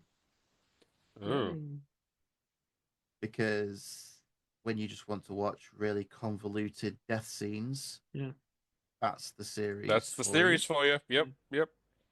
I still remember sitting in the movie theater with Chris. I think we were watching Green Lantern before we realized what we were in for. And don't remind me. There was a whole row of children waiting to watch Green Lantern, and I was like one father, or I don't know who. Yeah, but the trailer for Final Destination 5 comes on, and the father's just cover your eyes, trying to block. I think, like, I'm almost certain the cinema broke a rule there or a law. Yeah. Because well, you're supposed to play trailers that match the. Like, the movie was PG and they were showing an MA trailer. Yeah. I'm pretty sure that's not like. Well, do you remember when the first Inside Out movie came out? And in America, because the first couple of letters are the same as Insidious, the cinema started playing Insidious instead of Inside Out. Whoops. Let's just say there were repercussions for that. Yeah, like I just wouldn't. Scrolling through this this list. There's Anything also else? a sequel to The Accountant. Okay, yeah, I heard about that. And there's another Skyline film. Is it called The Receptionist? Oh no. Unfortunately, no. The Accountant 2. Very creative. Okay. Yeah, there's another Skyline film, which is apparently the 4th film in the series. I've never heard of it. There was a weird alien invasion film. It wasn't good. Great. Yeah. Cool. But it's happening. Well, things are coming, but more sequels to things that people barely watched. Yeah. Don't you love that? We had the writer's strike. Yep. Because writers went on strike and they said, we don't want AI. And they went, okay, you don't have AI. You're all fired. Yeah. Anyway. Yeah. Here are the 5... Like Chris said, we've got to slug it out for a year or two before things get better. I don't think a year. I think maybe actually about a year. About a year. I'd say for the gaming world, a couple of years. That's gonna be bad. Yep. Yeah. I beg to differ. I think the indie games are still going strong. The AA titles. I mean, we got Helldivers last year, which was not a AAA title. I think we will still get some massive $200-300 million flops. Yep. But the gaming industry is weird in that one guy can compile a game and have it be really good. A small team can produce something really, really special. Yep. You don't need a $200 million budget, an orchestra, and everything to make a great game. No. You can have a great game that is great because of its concept. And as long as it's engaging, it doesn't need fancy graphics and AI generated this, that, and the other. To the same extent, but to a lesser extent with films, because it's difficult to get a film made and distributed. But there are plenty of creative people out there making things for next to no money. Maybe it goes straight onto YouTube, but it's always worth keeping an eye on YouTube for those short 20-minute films that people have made. Because a lot of the time you'll be more entertained by that than a lot of the stuff that comes out at the cinema these days. Perfect analogy for Star Wars. The fans know better. On that note, guys, thank you for listening. Remember to check out our sponsors, Rebecca Cassells, Martin Kearns. Reach out at thetrueandthefictional@gmail.com. All the links for our socials are down below. And for our final thought, TVs, they're getting thinner, people are getting fatter, so we're still the exact same distance from the screen. Thank you. We'll see you guys next time. Bye-bye.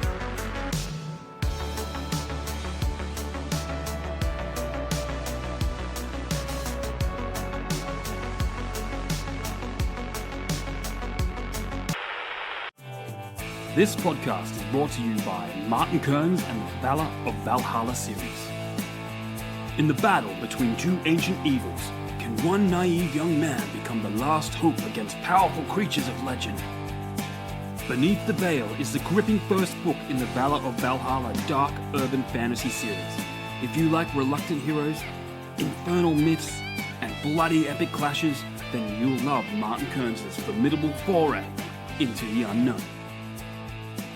So head on over to readkearns.com and grab yourself a copy of Beneath the Veil today.